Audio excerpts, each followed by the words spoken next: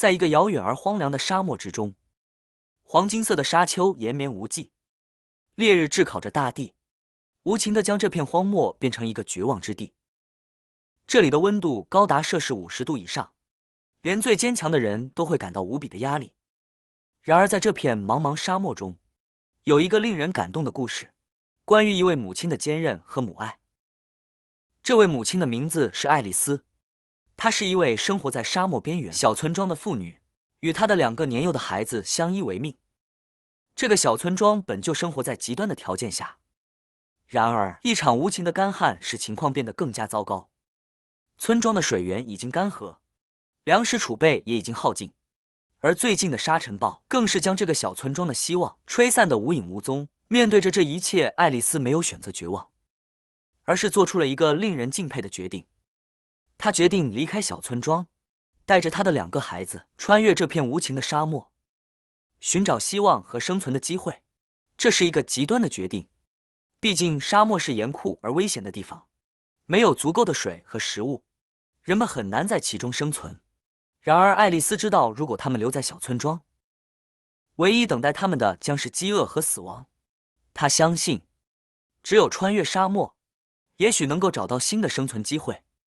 爱丽丝和孩子们的旅程开始了。炎炎烈日下，他们穿越着无边的沙漠。白天，他们躲避着灼热的阳光；夜晚，他们蜷缩在沙丘下的被子里。寒冷的夜风肆虐，水和食物已经在旅途的初期用尽，但爱丽丝没有丝毫放弃的念头。她用自己的身体遮挡着烈日，保护着孩子们，尽力寻找着每一滴水和每一片植物。日复一日，他们的脚步不停地向前。爱丽丝的母爱驱使着他们坚持，在绝望的时刻，一次又一次，他们都幸运地找到了一些零星的水源，让他们能够继续前行。穿越沙漠的艰辛让他们的身体逐渐消瘦，但他们的意志却愈加坚定。最终，经过数周的艰苦跋涉，他们走出了沙漠的边缘，来到了一个有人烟的地方，得到了帮助和拯救。爱丽丝和她的孩子们虽然饱受疲惫和饥饿，但他们终于找到了新的生活，远离了那片无情的沙漠。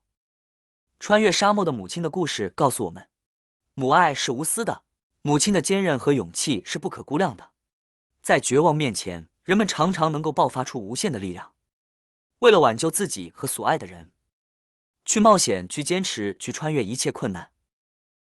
这个故事也让我们明白，在生活中，有时候不得不做出艰难的选择，但母爱和希望永远是我们前进的动力，让我们能够克服一切困难，找到新的生存和幸福的机会。